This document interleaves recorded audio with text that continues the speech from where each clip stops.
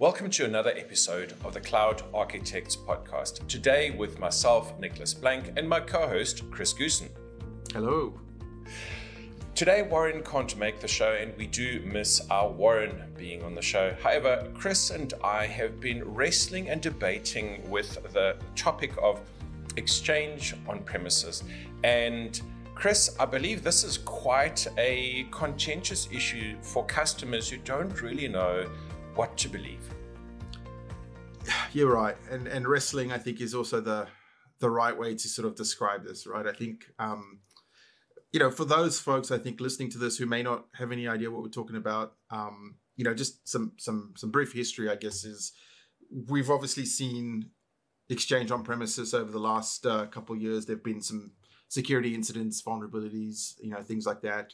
Researchers have found things and reported them, and they've been, these vulnerabilities have been used, I guess, in attacks. The Hafnium attack from last year. Yep. Hafnium. Yep. From last year is probably a really good example of that. But just recently, and not only that, we also have two current CVEs out, don't we, Chris? Yeah, that's right. There actually are two current CVEs out that I'm not aware have been patched or updated just yet, I'm sure. There's guidance, but some of it means that you need to go into IIS and change paths and fiddle with things. Yep. And so I think, this has kind of been the way of things for a little while. And then I think there was an article that came out, I think last week on Wired,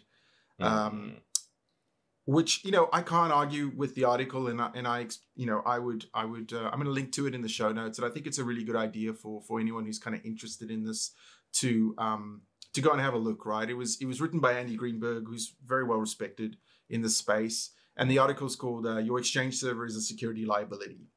And at first, strong words, Chris. Strong words, right? And I think we've also gotten used to the fact that whenever something like this happens, the tech press kind of grabs hold of a little part of it and runs with the most clickbaity headlines that they possibly can, right? And so I really did expect that again. But honestly, I can't fault the article. I think the research that was done is spot on. He talked to people who are really kind of, very, very well respected in the industry and in this field. Kevin Beaumont is listed in there. Well respected. If you're on Twitter, Gossy the dog, I think, is his Twitter handle. He's very amusing with some of the tweets, but again, very well respected. Marcus Hutchins, I think, was also mentioned in the article, who you may remember is the researcher who stopped the WannaCry outbreak or attack from a few years ago. So,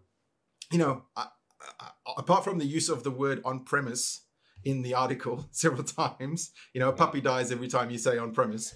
I really can't fault the article. I think is a very well-written article. And I think, it really kind of breaks down the reason why perhaps Exchange is aging, right? And if you are running Exchange on-prem at the moment, why you really should be considering and thinking about and planning a move to the cloud. And we're not, obviously, we work with Microsoft 365 and we make a living from helping customers migrate to the cloud and specifically to Microsoft 365 in my instance. But I'm not here to try and sell you something, right? If you don't want to move to Microsoft 365 and you want to move elsewhere because you found another platform that can meet those business needs and business requirements for you as securely, then that's great. But I think that, we wanted to kind of have this conversation about, is on-prem still where you should be, right? And also, if you are possibly migrating at the moment, or you're planning to migrate, like where do you want to go with that? Like, what sort of things should you be doing to try and keep yourself as secure as possible, if that makes sense? Chris, I've got a customer, and I'll just loosely call them a customer, and they are in the I'm going to say the highly regulated space. And within that regulated space, they have a requirement to not put data in the cloud if it meets a particular classification. So that means that we are designing both SharePoint and on-premises infrastructures for customers who feel that they cannot go to cloud because whatever reason. And that could be a regulatory reason. And those things are still out there, right? Where customers are precluded either by law or an internal or an external regulation that say that they may not go to cloud. So the options for those customers, well, ideally, they've got Active Directory. Well, who doesn't have Active Directory and achieves some kind of meaningful authentication and management at scale? So that's Active Directory. Then you're running Windows. If you're running Linux in the enterprise, or if you're running Mac in the enterprise, and you're managing to manage that without an enterprise directory like Active Directory, then good on you. You're the exception. So if you've got Active Directory, that means you tend to have Exchange on premises as well, because few things work as well as Exchange. However, to counterbalance that, since we've got these highly regulated customers, these customers would potentially be the same kind of customers as, or targets that are called out in the Wired article. And if I can call a spade, there are nation states that are actively hunting for on-premises vulnerabilities. The FBI also called out in the well-written Wired article, calls out that we have all these plethora of vulnerabilities, or not that we have many vulnerabilities, we've got all these organizations that are sitting on premises, and those could be hybrid servers, that could be Exchange servers still hosting data, that are vulnerable, and they keep on being vulnerable.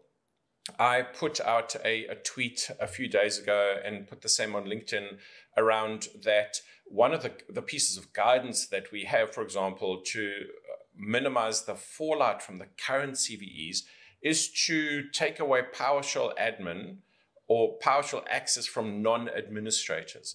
Well, we should be doing that anyway. And Chris, you and I, before this, had a discussion around zero trust and how do we mature customers and where do customers go? And some of this stuff smacks to me like good housekeeping. And good housekeeping is the kind of thing that you do when you run an on-premises Exchange.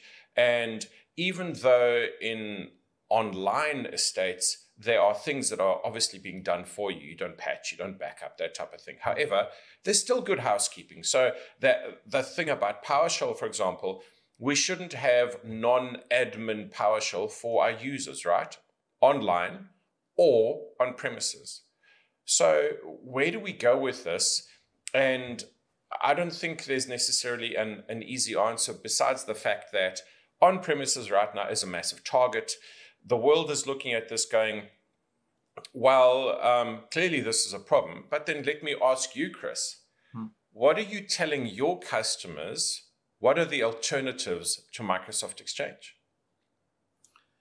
It's a good question. It's a very valid question, and it is a very difficult question to answer, right? Because when we talk to customers today who feel like they have to remain on-prem or remain in a hybrid state of some sort permanently, I think it's important first to understand the perceived reasoning around that, right? Now, obviously, if it's a regulatory or legislative reason, there's really not a lot of arguing that, right? It is what it is.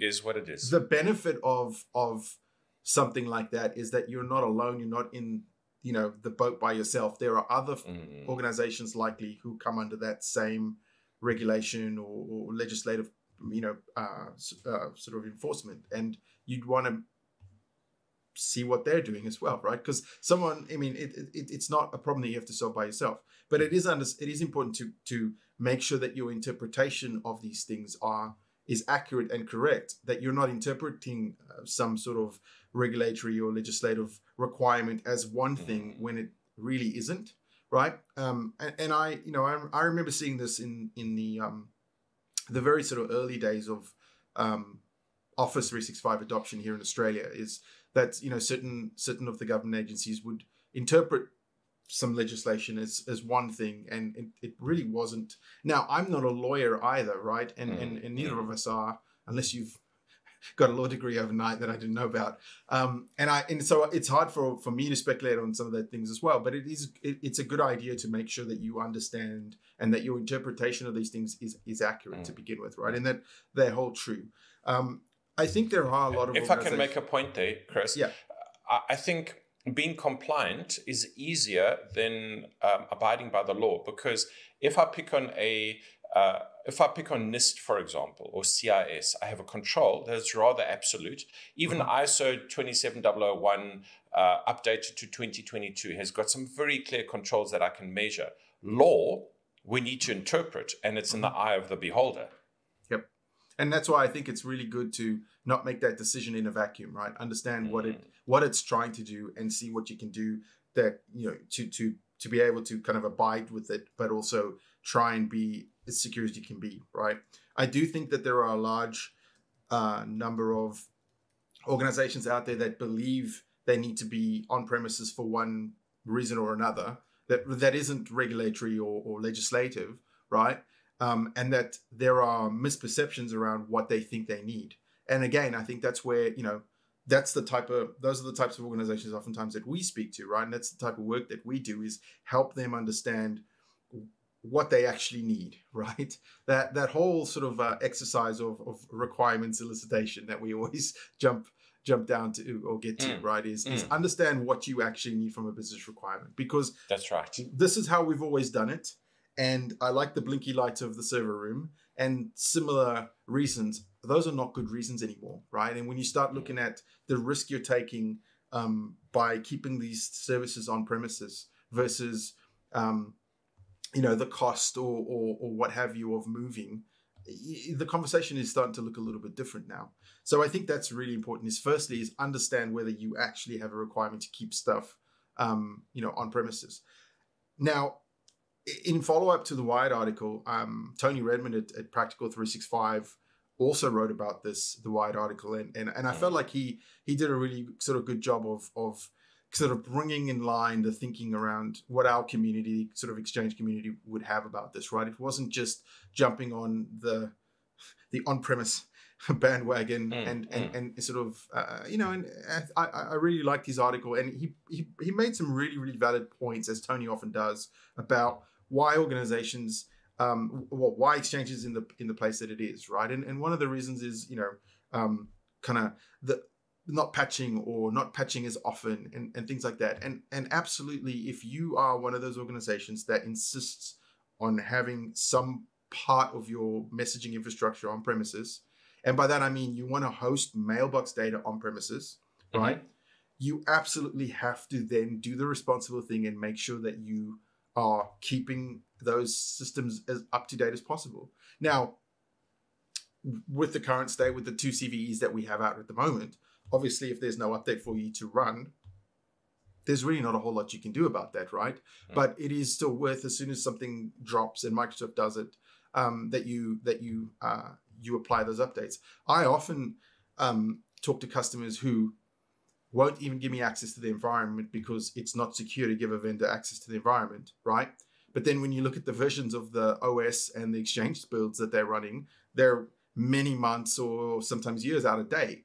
Well, you can't pick and choose when you're going to be secure and when you're not, right? I'm all for you being secure and not wanting to grant a vendor access to your environment, but then you also need to be secure in the way that you patch and maintain and do general housekeeping in your environment, because I think that's just as important.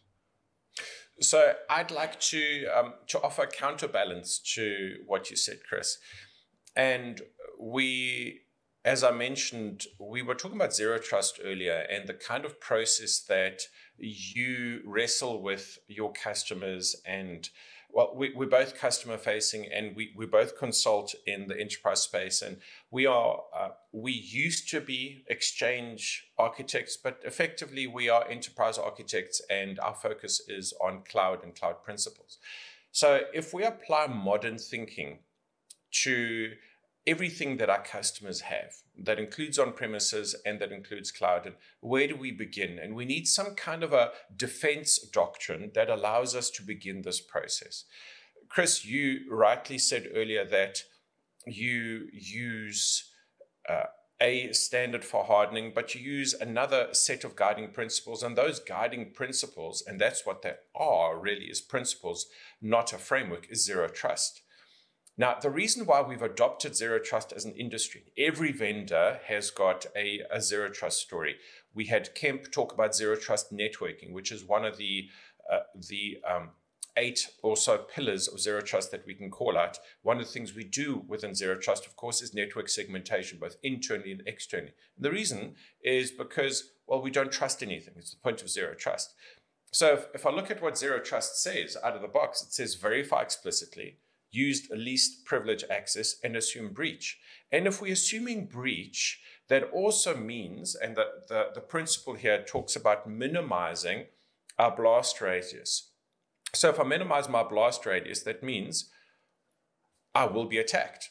And just because I'm in cloud doesn't mean I'm not going to be attacked. If I'm on premises, I'm not going to be attacked. And so the pragmatic view for me around this, if I apply the zero trust lens, is that, well, yes, we've got vulnerabilities. And those at least are vulnerabilities that we know about. We have got vulnerabilities in cloud as well. Those come out from time to time. And there was that damning article from oh no, encryption is worthless in cloud that we can talk about in a second. But if I'm assuming breach, it also means that I can recover quickly, because that's the other part of zero trust, is that if I assume breach, I look for breach, but then I'm able to recover quickly. And even though we've got these very public breaches from the folks at Lapsus who are at it again and being arrested again and then doing other stuff, and they make the news as only bolshy teenagers can go out there and hack things and tell the whole world because it adds to teenage kudos. We also have these organs of state, so to speak, or state-sponsored actors with virtually limitless resources who hack our customers, who are looking for breach. And so, well, I would argue, well, that fits into our zero trust worldview, because zero trust, we're assuming breach. So that means we're looking for breach, and ideally we are able to defend against breach. Now, in the Wired article, it talks to 2 current CVEs. Microsoft has got guidance around the CVEs that allows you to do something about that, to recover from breach and to minimize your blast radius. So I'd like to offer this counter position, Chris, is that because we are in a zero trust world, and if we're in a data center or if we're in cloud, we treat every device and every user as untrusted. We verify them explicitly on every access, on every action. Are things really as bad as they seem if we use a modern security methodology to apply our lens to this problem?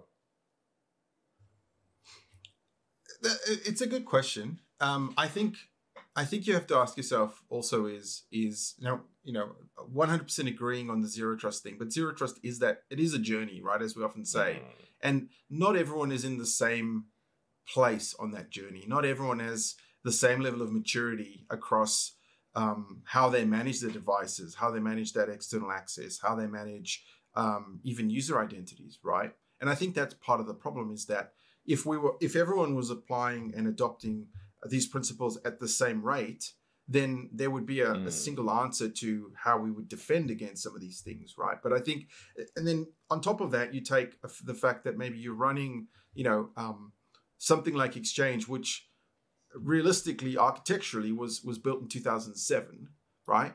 And as Tony says in his article, right, Exchange was never designed to withstand the threats and the types of attacks that we are seeing today, right? And it's happening. I mean, here in Australia, we've had, one of our big telcos, Optus, got breached a couple of months ago. Medicare Private, which is sort of a healthcare provider, which seems to be by the look of it at the moment even worse than the Optus breach, right? Which is a recent one. Because I mean, that's just not just personal information, that's actual medical claims and medical information for patients that is now out there. And then there's like 4 or 5 others that I haven't even mentioned because I can't even remember them, right? That have happened in the last couple of weeks. So this is, it's happening a lot. It's happening thick and fast. And I think what needs to happen here is everyone needs to kind of take a look at their current sort of stance on things and go, like, are we ready? Are we prepared? Right? Because the whole like, this won't happen to us, that's not true. It now at this point in time, it's a matter of time, and it is a matter of when will this happen to us, right? And are we ready to respond? Do we have mechanisms in place to be able to respond to these types of things, or do we have mechanisms in place to even try and detect when these types of things are happening, right? Because I would venture to say for a lot of organizations, the answer to that is no, right? And head in the sand doesn't cut it, and it's very scary, but it is the reality of where we are now in 2022. That's quite a blunt statement you just made there, Chris, about head in the sand. And you're talking about maturity, but in the same breath, you're also talking about organizations with a head in the sand type of security posture, if I can call it that. And let me ask you, how can you make such a bold public-facing statement about head in the sand, which implies an incredibly immature, secure, what am I trying to say? A head in the sand type of mentality means that you are immature or maybe zero rated in terms of your security posture. So I agree, but I also think that, again, I think folks are they're doing the things that they've always done, right? And I think that really one of the problems we're having here is that the threats and the bad actors are maturing significantly quicker than the organization that is defending them, right? And I think that's part of the problem here is that now what is the solution, right? Is the solution go out and just buy every product that every vendor is offering you? No, I don't believe that is the solution at all, right? I do think, though, that the cycles of how you evaluate your posture, how often you're looking at your maturity models, all of those things, I think those things are important. And I think that those things now need to decrease, because you can no longer look at things yearly and go, you know what, we were able to defend against this stuff last year, and now we'll be good for another year, because let's be honest, that doesn't work anymore, right? And that's what I meant, right? Is you can't just blindly continue to do what you've always done, because yes, maybe what you've always done has helped you until now, but I think that it's important for everyone to kind of look at things now and go, look, things are changing, things are evolving, and we need to also evolve the way we look at our security, right? And from an Exchange perspective specifically, again, if you don't need mailboxes on premises, you don't need a hybrid server in your environment, right? Because I think what we often find is consultants come in, help organizations do that, the migration and migrate mailboxes into the cloud, but then that hybrid server, that server that's been configured, stays behind, and is because it's an easy way to do management, and it's an easy way to do all these things. Well, I think that we really should be looking at how do we, like you said, reduce that attack surface now with those servers, right? I'm not saying get rid of your last server, your last Exchange server environment. There may be cases where you would want to do that, right? I think Steve Goodman has done a great job of building a tool that helps you now do the management of those Exchange attributes, on your user objects. So if you really wanted to, there are solutions that can help you through that. And I think there are lots of other ways to do it. Are they all 100% supported by Microsoft? That's probably a questionable statement, or that is probably questionable.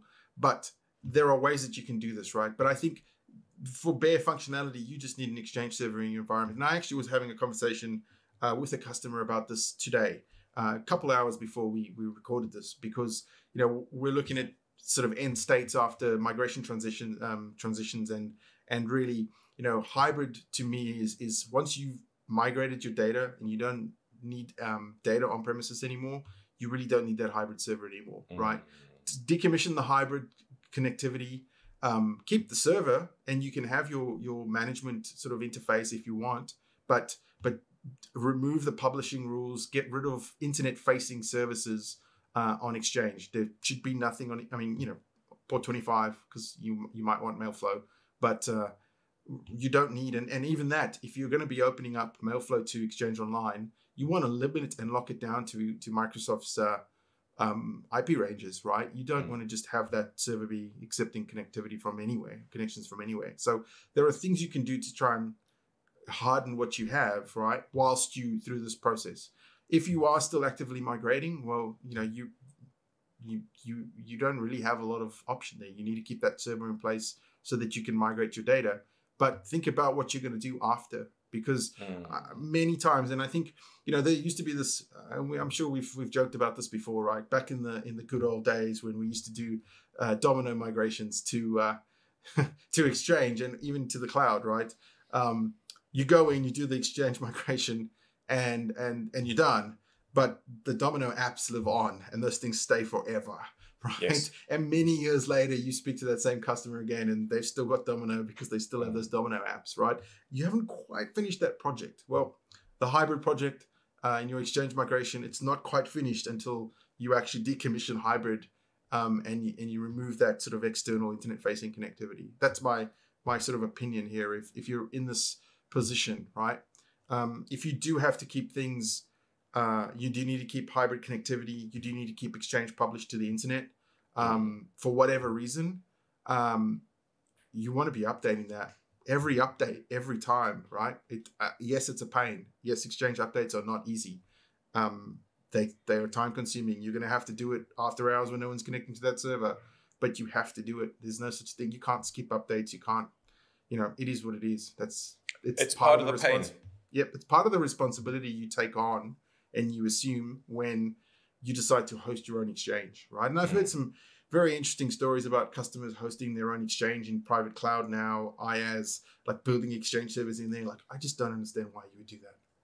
I really don't. Besides the expense, right? And if I think about Exchange alternatives, particularly in the on-premises, since we're talking alternatives, in cloud, I guess you could go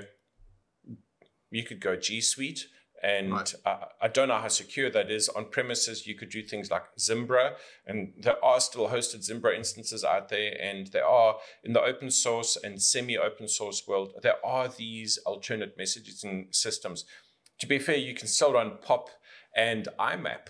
There's millions of mailboxes that are doing that. But, we're talking about Exchange, and yes, it's difficult and it's cumbersome.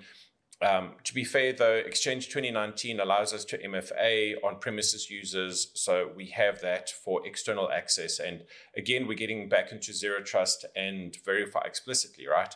And with Exchange Online and Exchange on-premises, with RBAC and other methods, we've got the defense of used least privileged access, because I can narrow that down. So let's assume, okay, Exchange is not for me. I'm done. Hands in the air, I'm done. Where do I go, Chris? What's more secure than Exchange on premises and even Exchange Online, which is significantly more secure than Exchange on premises? Well, I was going to say, if you're done with Exchange, then you should be looking at Exchange Online, right? I'm yet to meet the organization that makes a decision to move away from Exchange, other than for sort of licensing and economic reasons, right? If you took the licensing, now obviously I understand that that's a very big part of it, but if you take that away, right? You from time to time you have customers or you see organizations who say, well, I'm looking at, I'm staring down the barrel of $25 per user per month license cost. I can go to Google and I can get the same functionality for $12, you know what I mean? I can save this money. And people look at that balance sheet calculation and go, yeah, that looks like a bigger deal. Now, more often than not, 6 months, 12 months, 18 months later, that same organization is now going back to Exchange and M365 because they've realized that cheaper doesn't always mean better, and that the loss in productivity and the loss in collaboration functionality and the loss in compliance and security and all these other features is actually worth the extra money that they're paying. But then that's what I mean is, like, usually that's the conversation, right? I've never met anyone who's realistically been in M365 and said, hey, we don't need any of this capability and functionality, and Google just does what we need, and we're going to do that. I haven't come across it. I don't necessarily know that doesn't exist. I'm sure there are organizations that are quite happy working in that environment, but the types of customers I work with, what is the alternative? That is a very good question, because I don't have an answer for you. Outside of M365 and Exchange Online, what is the alternative that provides, that isn't multiple solutions bolted together, right? Because if you think about the integration that you get with Teams and SharePoint, what would you need to do to replace that? You would need Slack plus WebEx, right? Or something, Slack plus Zoom, or something like that, plus and you still need an identity provider, because I'm hearing you mention at least 2 or 3 identities for every product that you're bolting on. There's an additional identity provider, and then SSO that you need to do or not, and MFA that you're going to do or not. Yeah, and this is a legitimate. This is not Microsoft Kool-Aiding here. This is a legitimate question, right? And if you're listening to the show and you're driving somewhere or you're flying somewhere and you're yelling at us because we're missing something very obvious, please reach out to us, Twitter, or through our website, our blog. Anyway, reach out to us, because we would legitimately love to just have a good conversation about what are the alternatives, what else is the industry doing, right? That actually legitimately competes with the productivity and sort of the functionality that you get for M365, because I think Microsoft gets a lot of bad press whenever something goes wrong. And if you think about the sheer size of Microsoft, the sheer sort of staggering number of products and business units and things that they have and they go to market with, right? Of course, there's gonna be mistakes made occasionally. Should they have fixed the current CVEs when they were first reported? Probably, but I'm not a developer. I don't know what goes into making that code change, right? But I also feel like very often they don't get kudos for the innovation and the way that they, and we talked about this on the very early days of the show. We talked about how Macs were no longer second citizens, right? And you may remember this. I mean, I think this was like 2017-ish where we had this conversation about how, folks that were Mac users were no longer outcasts in the Microsoft world. And then, and I mean, it's only gotten better since then, right?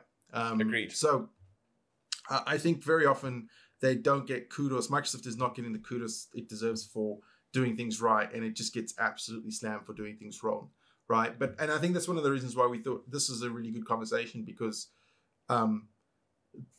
maybe it is time for us to look at Exchange, and maybe it is time to say goodbye to Exchange on premises, right? Unless you have those very, very specific use cases, and I think another product that I would also question that perhaps you need to be saying goodbye to is ADFS, right? Oh yeah, right. If you're using ADFS today, really ask yourself, what is it doing for you that you cannot natively do in Azure AD now? And is it really worth the on-premises investment in infrastructure and support and patching and all of those things, right? I think that you should be asking yourself this question about a lot of the things that you have in your business more frequently than you probably are today. I agree with you, Chris, and I've seen customers being attacked through ADFS because we've got different lockout policies than we do in Active Directory. So again, there's a thing there that needs to manage. And I understand that you want an IDP or an identity provider on premises so you can do SSO with your other enterprise apps. However, we can achieve that in Azure Active Directory. Azure Active Directory is, my gosh, many times exponentially more resilient than what we can achieve on premises with your own servers. I've seen customers being denial of service on ADFS. Microsoft can survive that really easily. I'd rather give that pain to them. Completely support your position of evaluate why do you have ADFS on premises and what function does it serve for you that you want to maintain it on-prem. Yeah, 100%. So I think, in terms of Exchange specifically, I think we've covered that one. I think, really, if you're in hybrid and you don't have mailboxes on-prem, please just start decommissioning that hybrid. Get rid of it. If you're still running older versions of Exchange, that's another conversation about updating. And we actually looked up the end of life on these just before we came on air here. We recorded because sometimes it gets a little foggy as to what's in support and what's not support and which combination of things are supported. But I think Exchange 2013 still in support. And how much has changed between that and, schema-wise, right? Nothing's changed since 2016. So your schema in 2016 is the same as your 2019 schema. So, but yeah, if you're still running older versions of Windows Server, that's another problem. And it's a difficult one because, again, upgrading the OS isn't as straightforward as just upgrading the OS. Oh, right? absolutely. If you're on Exchange on it, there's a lot to it. So Exchange or SQL. So I'd like to posit this position, Chris, is that not everyone needs to go to cloud. And I don't believe, as a customer-facing consultant, in my heart of hearts, I don't believe in cloud first. I believe in requirements first. And if you have requirements that are being met by on-premises servers, ensure that those requirements are still there and still valid for what those servers do. Now, we spoke to Greg a couple of weeks ago and he said, look, if you've got an MRI scanner attached to a Windows XP or a Server 2003 machine, you're not going to do much about that. However, if you're running ADFS on Server 2008 and that's internet facing, there's a bunch you can do about that. So I don't think there's necessarily an easy answer here. I do think it is a time of reflection and evaluation of why are we doing what we're doing.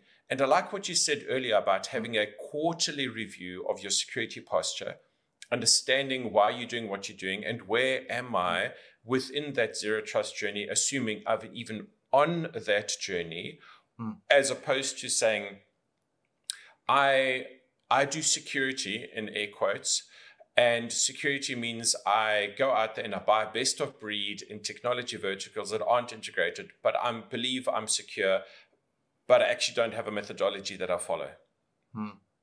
Yeah, I think it's really important, right? And I think that vision should be shared by everyone. It's like, here's what we're doing, here's how we're doing it. This is what that journey looks like. You need to be mapping that out. There are some great, security consultants all over the world, right? That can help you with this. And we've had many of them on the show, from Europe and the US, everywhere. If you're stuck in this and you're not sure where to go with it, or you just need some guidance as to kind of what, where to go, which one of these sort of frameworks is worth looking at and things like that. I mean, that's, I think those are the places to start, because you cannot just rest on this. I like what you said about requirements first, right? But I think in order for that to work, you must have security requirements in that list, right? Agreed. There has to be, and a lot of the times businesses don't think like that because historically we never had to think like that, right? Historically, we just assumed that one, we would never be targeted, or it just doesn't happen to us, or we don't have anything important enough for someone to come after, right? And the reality is now is that they don't, bad actors don't necessarily care what you have and what you don't have, right? In many instances, if you think about this whole ransomware as a service model these days, I mean, the person breaching you is not necessarily even the person that's deploying the malware, right? They're buying the access into your environment. You're just another environment that was breached, and your name is on a list somewhere that someone else can purchase. So it's not it's not as personal as a lot of people think it is, right? I remember having this conversation with a potential customer a few years ago when I was in the US, and they said, well, we're really not all that interesting, right? We don't really have anything that is interesting enough for someone to come and take. And if they were to get hold of our, financial data or whatever, like, who cares? Like, why should I spend why should we spend all this money on this thing when we're really not all that interesting? Well, again, it's not that personal. Most organizations don't even know who you are, what you do until the access has been sold, right? People are making money just by selling access to your environment. Agreed. And access to your environment means that you no longer have access. And there was a wonderful quote that got put out by Mark a couple of days ago that said, oh, you haven't patched your environment for a few years because you didn't want the downtime. So do you want a breach to provide that downtime for you? And I think that's where we need to land this, is that security is now a business requirement. And you as an organization are vulnerable just because you exist, not because you necessarily have a nuclear reactor that's sitting on your network. And the opportunity cost, as Chris mentioned earlier, for you to take a wait and see or not important enough model, short of guarantees some kind of a disruption to your business in future, be that large, be that small. However, we don't get into our cars and drive without a defensive posture. So we shouldn't be doing IT without some kind of a defensive posture that we evaluate. Yeah, well said, Nick. And I think for anyone who's kind of interested in some of the things we've talked about on this, as far as Exchange goes, current CVEs, we'll post the guidance from Microsoft in the show notes. I'll also link to Tony's really awesome article on Practical 365. It's called "Is It Really Time to Say Goodbye to On-Premises Exchange?"